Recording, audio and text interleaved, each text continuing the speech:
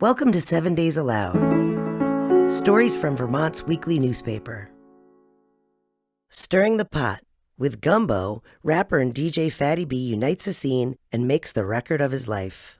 Published on November 23, 2022. Written and read by Chris Farnsworth.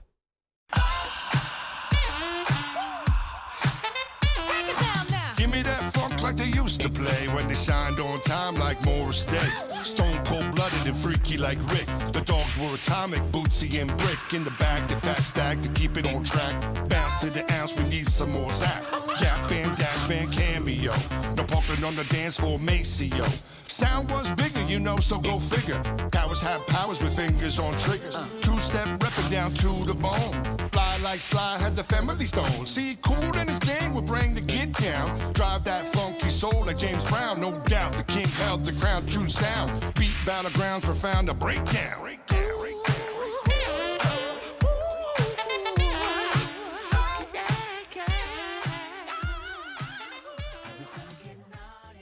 Kyle Thompson knew he was in trouble when the cardiologist walked into his hospital room at the University of Vermont Medical Center last Christmas. I could tell this was the head guy, the doctor not to fuck with, Thompson recalled almost a year later, sitting outside a deli in downtown Burlington. 52-year-old Thompson is better known to local audiences as the rapper and DJ Fattie Boombalati, or, more familiarly, Fattie B.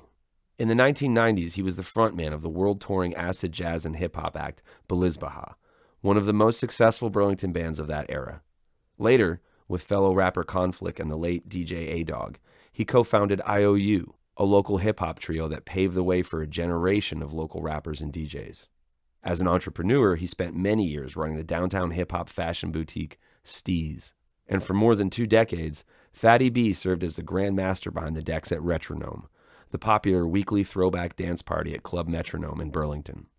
The portly nickname Fattie B, which the Bristol native adopted when he started rapping in 1991 at Champlain College, isn't facetious.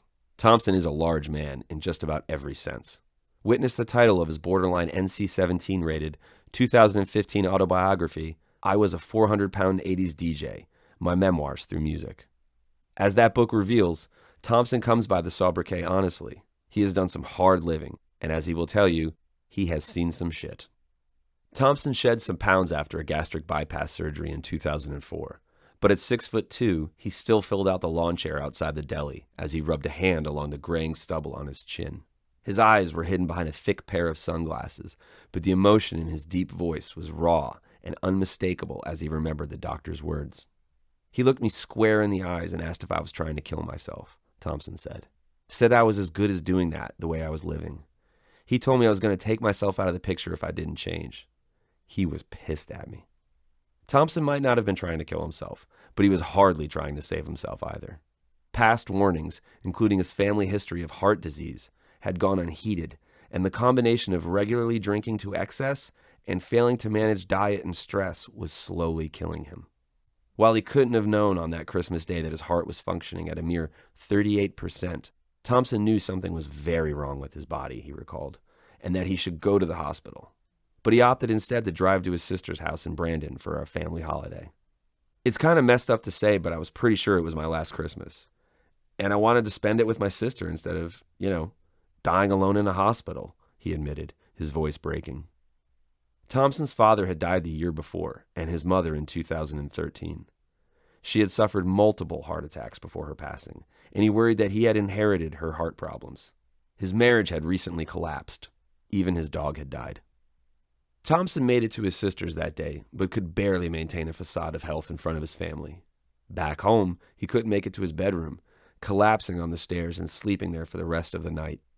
In the morning, he managed to get himself to the hospital, where he was eventually diagnosed with congestive heart failure. As the cardiologist administered his tough love, nurses prepared Thompson to have a stent inserted into his heart through his wrist.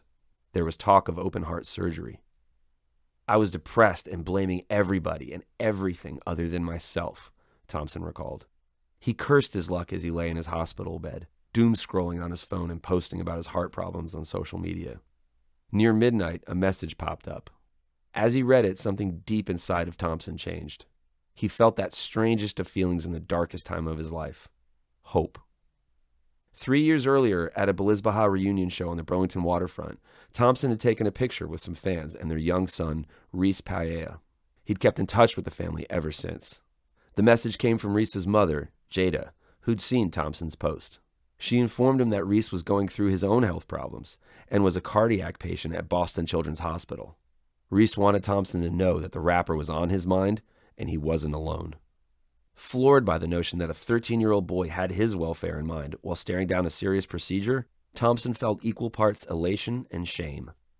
Reese didn't choose what was happening to him, but I knew I'd created my own mess, Thompson said. I was feeling sorry for myself, and this kid was reaching out to me to say, keep my head up? It lit me up, man. In that moment, he decided he would do no more moping, no more talking about bad luck, and most importantly, no more wasting of time. I'm lucky if I have 30 years left, Thompson said.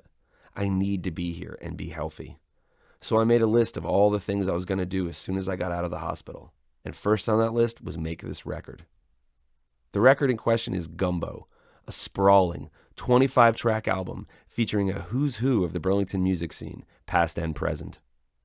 Out of the hospital, where open heart surgery turned out to be unnecessary, Thompson wrote and produced the record in less than 6 months. He had considerable help from a talented crew of friends, such as soul and blues act Dwight Nicole, Trey Anastasio band member Jennifer Hartswick, and recording engineer Urian Hackney of Rough Francis and the Armed. Like its creator, Gumbo is supersize, featuring producers and musicians spanning the breadth of Thompson's 3-decade career. They range from his old Belizbaha bandmates to members of local hip-hop stalwarts, such as the Aztecs and Linguistic Civilians, to up-and-comers such as local rapper Revon C., to young Reese himself. As he confronted mortality, Thompson felt the need to cement his legacy as Vermont hip-hop's elder statesperson and create a document that could outlast him. The result is a record that is both a career summation and a call to action to unite a music scene. Gumbo is a throwback to the Good Citizen compilations of the 1990s and Thompson's own Hop series, star-studded collections of local talent that might not have come together without one person's relentless passion. Gumbo isn't just a massively ambitious record. In many ways, it is also the story of Thompson's life and the connections among generations of Vermont musicians. The tracks tell the tale, Thompson said, gesticulating while he talked, ever the MC. You can listen through and they'll tell you. Feel that. Are we gonna get naughty? Are we gonna get down? Are we gonna let loose, get in the groove, show a groove, and ooh, ooh, naughty, get down. Are we gonna let loose, get in the groove, show a groove, and ooh, ooh, ooh. After a brief intro track, Gumbo kicks into gear with Ooh Ooh, a neon-lit party anthem featuring Thompson's longtime friend and collaborator, Craig Mitchell. A local legend in his own right, Mitchell has a career as a DJ and singer that has run parallel to Thompson's since the two met in 1994 at the now-defunct Burlington club, Prohibitions. I knew who Kyle was, Mitchell said by phone, recalling that first meeting. You have to remember, Belizbaha was putting Burlington on the map before Fish was. Those cats were touring in Italy and South America. Thompson and Mitchell hit it off immediately. Their friendship has endured for almost 30 years through multiple eras of the Burlington music scene. When Thompson was released from the hospital last year, Mitchell was one of the first people he contacted about his album idea. I could tell he was pretty excited about it, said Mitchell, who currently fronts the Prince tribute act Purple. He was talking about making this record that would combine all the local beat makers and producers with his friends in the live music scene, the way it used to be in this town, when it didn't matter what genre you played. The idea struck a chord in Mitchell, who, like Thompson, felt that Burlington had lost the sense of community and collaboration that defined it in the late 1980s and 90s. In 1989, Mitchell DJ'd at Club Metronome 2 nights a week, one of which overlapped with Fish's residency downstairs at Nectar's. He recalled how people moved back and forth between the two clubs, from the soon-to-be massive jam band to his DJ set. All these people would show up, hippies, drag queens, frat boys, you name it, he said.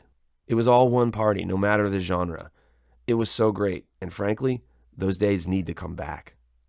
Thompson brings the party on Ooh Ooh, a disco-funk heater that shows off a silky hook from Mitchell, pairing it with a Dave Grippo sax track and Thompson's trademark bobbing and weaving baritone flow. Thompson honed those skills rocking the mic with Belizbaha, who in their 1990s heyday were a powerhouse of funk, jazz, and hip-hop. The seven-piece band, formed after Thompson met keyboardist Jeremy Scholar at a house party, averaged 200 annual gigs at its apex, including playing the 1996 Summer Olympic Games in Atlanta. Mitchell is well acquainted with Thompson's flow, but Gumbo gave him a new respect for his friend's skills as a DJ and producer. I knew Kyle was talented, but honestly, I didn't know he had an ear like that to make an album like this, Mitchell said. He's really combining his skills as an MC and his time as a DJ, moving a crowd and matching tracks to create flow. He has it all now. Mitchell told his old friend so when Thompson held a private listening party for Gumbo. Coming from Craig, that just meant everything, Thompson said. We've been there for each other through the years, the good and the bad times.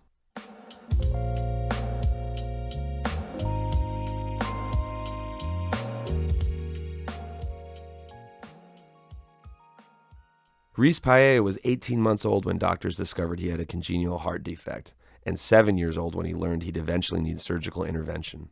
We're now getting to the point where it's a little more intense, his mother Jada said, which has been tough, particularly during COVID, when there were a lot of restrictions in place for him that his peers didn't necessarily have. Much of Reese's experience at Milton Middle School has been defined by those restrictions. When you're going through that, you end up feeling like you're in this space that's totally alone, Reese said. Sometimes people need reminders that they're not. That loneliness was on Reese's mind when his mother told him about Thompson's struggles. As he asked her to pass along his message to the stricken MC, he had no idea that it would light a fire under Thompson. I think Reese was shocked by it all, honestly, Jada confided. He definitely didn't expect that sort of reaction from Kyle and the whole album. In his conversations with Reese and Jada, Thompson discovered that Reese had been learning to play the drums. Earlier this year, he called the two up and asked them to meet him at an address in Burlington South End, saying only that he had a surprise for Reese. When the Paellas arrived, they found Thompson and Hackney waiting outside Hackney's recording studio, The Box. Nonplussed, Reese asked Thompson what they were all doing there. I looked at him and said, "Yo, we're going to record your drums today on Uriah's kit and use your beat to make a song on this album," Thompson recalled. And his mind was blown.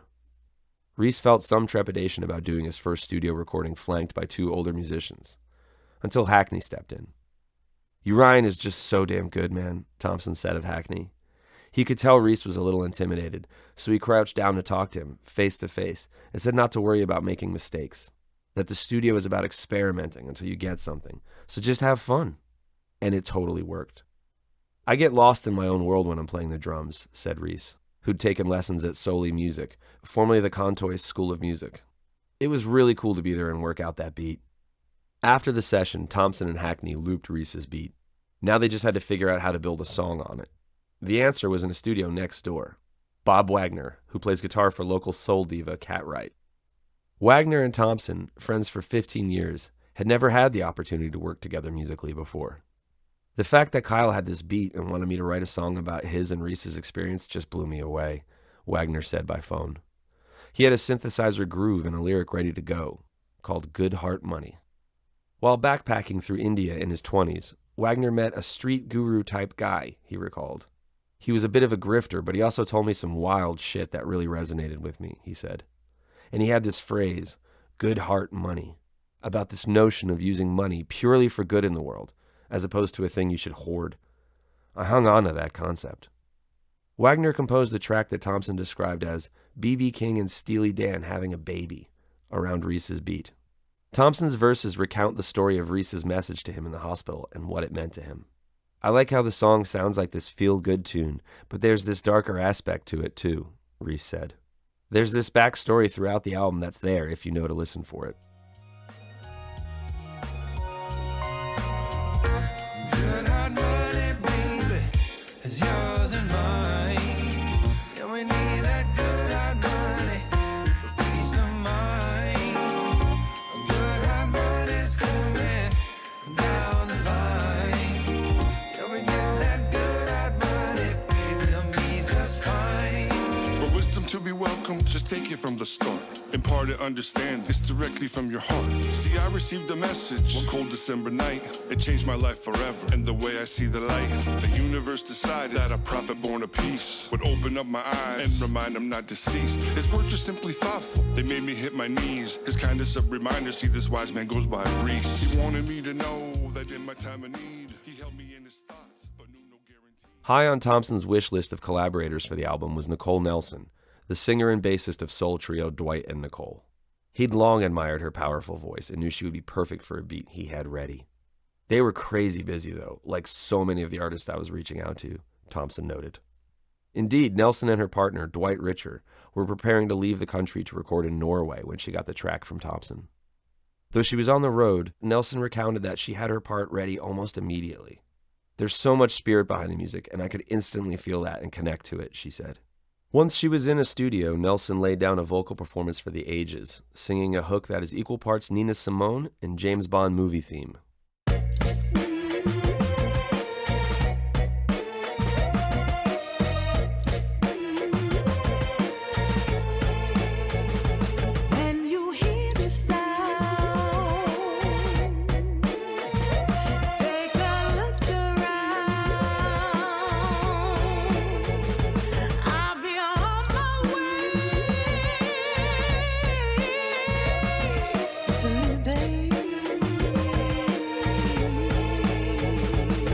Spin around with the windows down, bumping my own tracks. Life is short, death is real, nothing to hold back. Every day's a blank canvas to me, another chance to take advantage of the air that I breathe. I think back on the chances I took for granted, man. I'm lucky I'm alive to still be standing on this planet. If you're a young woman and man, listen up, feels like forever now, but what we're given isn't much. A New Day is a life-affirming Carpe Diem anthem featuring a verse from Wombaticus Rex, a.k.a. Justin Boland, who helms the encyclopedic Vermont hip-hop website. Boland is also a regular 7 Days contributor. Life is short, death is real, nothing to hold back, Boland raps. Continuing traditions, we do it with pride. I'm halfway to my grave, it's been a beautiful ride. I think Fattie's real legacy will be as an evangelist for the scene, Boland wrote in an email. Somewhere between P.T. Barnum and Russell Simmons. In Boland's view, this record that embodies Thompson's desire for a more cohesive Burlington music scene comes along at the perfect time. Fattie's approach is full circle, he wrote, and a great fit for the new wave of Vermont hip-hop coming up, because that's a much more supportive, cooperative scene. Richer got into the spirit as well after hearing the track Nelson recorded for Gumbo and learning the story that inspired the record. Dwight had this song kicking around since he was 19, Thompson revealed.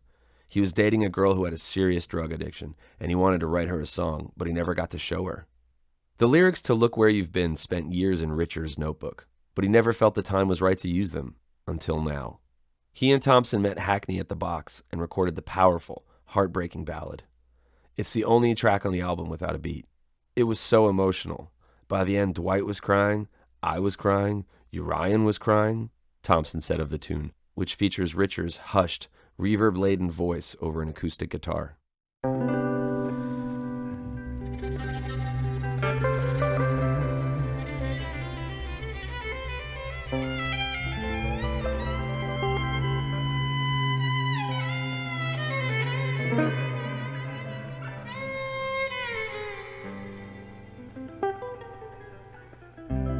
the phone you remark that things are the same, but your voice will let you sound that plain. And people talk more now than you do on the line. You get angry, I still can't get through to you.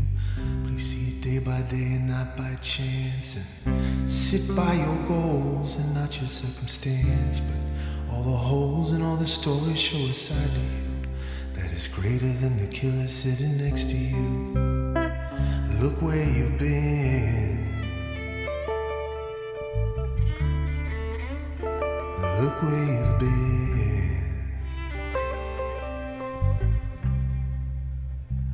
Look where you've been. Look where you've been.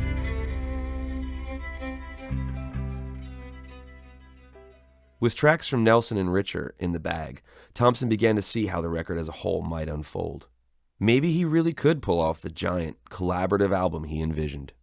This is the time for music like Kyle's, Nelson said. We need to bridge the party energy with serious thought. We need both things, and we need someone like him to bring it all together. As he gathered his musician friends, such as Wagner and Dwight and Nicole, Thompson also reached out to the best hip-hop producers and beatmakers he knew. These included old friends such as Pro Knows Music and Lyric, both of celebrated local mid-2000s hip-hop duo The Aztecs, and producer Ilu, a.k.a. Luke Gauthier, of Equalize Records. Thompson also contacted producers he had admired but never worked with, such as Matt Scott and Zach Crawford, a.k.a. Sky Splitter Inc. I keep telling people that this project was just fated, Thompson said. We'd start connecting producers and musicians and all these connections would appear. Kiss the Trees is a sultry R&B slow jam that boasts a hypnotically sanguine hook sung by Hartswick, followed by one of her trademark soulful trumpet solos. Scott, who produces for hip-hop project Jade Relics, said he had to laugh when he started work on the mix for the track. I grew up in the Northeast Kingdom, and Jen's mom was my chorus teacher, Scott said of Hartswick. Jen actually took me to see the Grippo Funk Band in the late 90s when Fattie was rapping, so the full circle nature is just crazy. If it's meant for me, surely I will find it in the subtlety of a summer breeze that gently floats around to kiss the trees.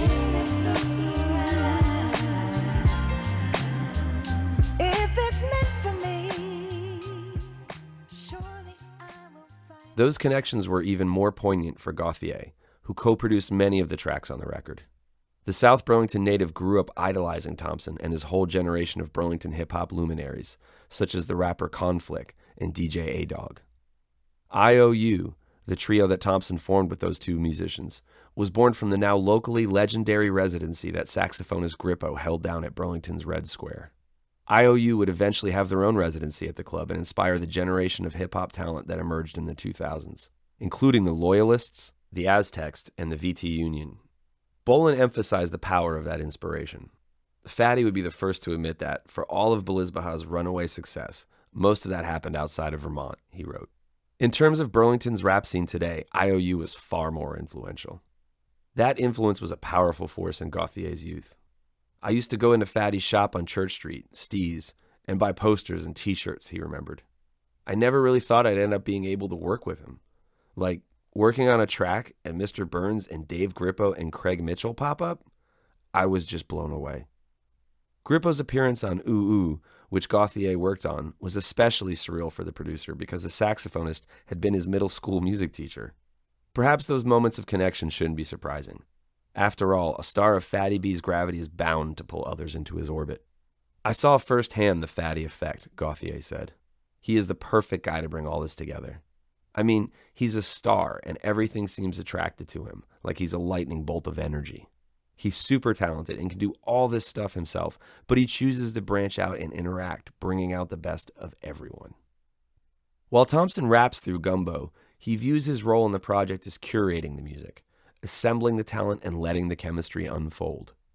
I look at the record like Guru's Jazzamatazz, Thompson said, referencing the 1993 record, which featured a smorgasbord of contributors. When he put that record out, he was the host, not the star. That's the vibe I want. No track on Gumbo captures that feeling better than Late One Night in Burlington, a song written by Pro Knows Music, a.k.a. Brian McVeigh. The track is an ode to what Thompson and his friends view as the golden days of the city, when live music seemed to spill from every club out into the street. That was before all the club owners figured out they could hire DJs instead of bands and save money, Thompson pointed out. Which I benefited from initially, but in the long run it took something from the scene, something we need to get back. The scene that he and Pro paint in Late One Night in Burlington is that of a rolling party, where each club promises a different artist and a different vibe for the listener to experience. They hop from Bangkok Bistro to Red Square to Finnegan's Pub to Rira in the first verse alone, over a sample from indie rock band Khruangbin. 1, 2, you know what to do. Late one night in Burlington, something caught my eye. It was the kind of night with all kind of sights, many of which hard to describe. I was out late one night in Burlington when something caught my eye. It was the kind of night with all kind of sights, many of which hard to describe. We out late one night in Burlington. Burlington? Burlington. Late one night in Burlington. Burlington? Where's Burlington? The night started real basic, familiar faces. Pad Thai at Bangkok, familiar places. See a dude at the bartender engages, who look like a star. Energy is persuasive. Pay the bill at the alley, Red Square is rocking. So a hook left for a Finnegan's dropping. Here in the bullseye, and who do I see? Enter the legendary Fattie B. Glide into the room like it was last call. Bobbing straight and out into the dance hall. Big dog keeping the vibe so irie. Strong with the handle like he's Kyrie. Keep on pushing toward the top block. Make a stop at Top Shop. But folks are re-rock. Folks be flocking, squawk as I walk down. I got 3 needs, so baby, let's rock. Late one night in Burlington. Something caught my eye. The track serves as a treasure map of a bygone era when downtown Burlington teemed with live music. It's a party track with a deeper meaning, something Thompson strives for these days. Back in his Belizbaha era, one of his own bandmates criticized him for the lack of emotional depth in his rhymes.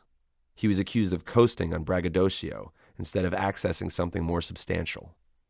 At the time, that offended me, Thompson said. But after some time, I saw the truth in it. I wished I had opened myself up as an MC more then, though you gotta remember that it wasn't exactly cool for a rapper to do that back in the 90s. But I remember saying to myself, if I ever make my own music again, I'm going to open up my heart and I'm going to put it on tape. And that's exactly what I've done here. A week or so after Thompson sat outside that downtown deli, telling the story of Gumbo and his health scare, he found himself back in the emergency room. Though he had been feeling well lately, he woke up after a nap short of breath, with his heart rate bouncing from 89 beats per minute to 160 and back to 110, all within a single minute. After having almost let himself die last year before going to the hospital, Thompson wasn't taking any chances. He immediately checked himself into a place he'd hoped never to see again. By the time he got home the next day, he found himself on even more heart medication and essentially grounded after months of hard work and building momentum. "I'm keeping my head up as best I can," he said by phone from his new North End home. "I'm frustrated with my health right now," he went on. "The heart meds have my head all fucked up too. The mornings are rough. But I'm going to be okay," he added. "It can't all be party tracks, you know?" That statement also applies to the otherwise aggressively positive Gumbo, which dips into the darker side on Call Mr. Martin. Over a looped acoustic guitar figure, Thompson reflects on the deaths of so many loved ones, channeling the losses of his parents and his dear friend A-Dog into somber, almost world-weary verses. Thompson raps on the track, "Truth be told, all these losses leave a hole in my soul. Simply to get the chance to say, I love you again. So sick of aching from this taking of my friends." In pain from losing his parents, his marriage, even his dog, Thompson turns the light on himself in the second verse. "Overheating, overdrinking, almost overdid it. Doctor told me bluntly, boy, you almost bit it," he raps. "Refused to let it fly by, go over my head, because the job of resurrectors is to wake up the dead." Speaking about Thompson's ongoing health struggles, Mitchell can't hide his concern for his friend. "He's not doing well," Mitchell confided, "and it's really hard to watch it all when he's not doing well." Mitchell sometimes worries that his old friend sees Gumbo as a final act. "He's produced something that is truly incredible," Mitchell said. "And if it is his swan song, good for him, truly. It's an amazing record. But I really, really hope it's not." Thompson understands why Mitchell and other friends are concerned. He doesn't have the best track record of taking care of himself. But his attitude remains positive. "If I'm going to go out, I want to go out knowing that I've done everything I wanted to do," Thompson said. "I wake up every day choosing to feel hopeful now. The fact that I owe that to an innocent message from a brave, wise teenager is just wild." Thompson had planned a massive release show for Gumbo in late November. But after a conversation with his doctors, who suggested a few weeks of rest, he moved the date to February 11th. "People don't realize how short our time is," Thompson asserted. "We can't waste it while we're here. I hope when people listen to this record, they'll understand that and see where I'm coming from." With the record finished and released into the world, Thompson isn't jumping into another project just yet. Gumbo is an album full of samples, snippets of music from other songs that could violate copyright law if it were a major label release. By using those samples, Thompson is taking a legal risk, but he doesn't seem overly concerned. In the unlikely event that any of the samples send lawyers his way, He's confident the record would fall under the fair use doctrine as a mixtape release. While that defense doesn't have an encouraging legal track record, a more important factor might be that he isn't profiting from Gumbo. All proceeds go to the Boston Children's Hospital. It's been 30 years since I was in Belizbaha, Thompson said with a note of surprise in his tone. And that went by in the blink of an eye. I'm going to ride it out with this heart of mine and keep giving to the scene until it's my time to go.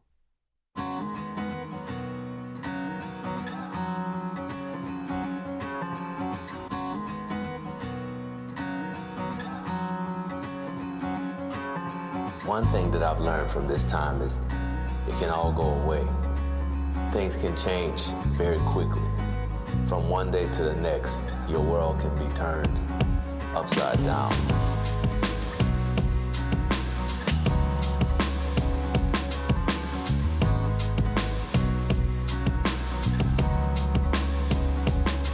Truth be told, all these losses leave a hole in my soul. Make me quiver, feel the shivers like I'm out in the cold. But I've always been told to remember the good. Simple as it sounds, you know I would if I could. But death is much more than just subtraction of breath. It's the loss and depression that'll press on your chest. Don't dismiss the depth of missing something simple as hug. Cause when they're gone, it's like withdrawal from a serious drug. And it's never enough to just pretend that you're tough. Man, admit it for a minute. Losing someone is rough. And the stuff that no one mentions, like the moments alone. Time can heal the wounds, turning miles to stones. And if someone that I lost showed up out of the blue, I give a toe or a finger for a minute or two to simply get the chance to say I love you again. So sick of aching from this taking of my friends. Call Mr. Martin, tell him to build a coffin. Today is that season, 100 MCs I get murdering. Call Mr. Martin, tell him to build a coffin. Today is that season, 100 MCs I get murdering. Used to take for granted all the simple day-to-days till my heart said no, till my self-destructive ways, overeating, overdrinking. You've been listening to 7 Days Aloud. This production was brought to you by 7 Days, a Vermont-based employee-owned weekly newspaper. Pick up a new issue every Wednesday or read online at 7daysvt.com. Follow us on Shortio, where you can add this article to your favorites and create playlists. Like what we do? Become a super reader. Thanks for listening.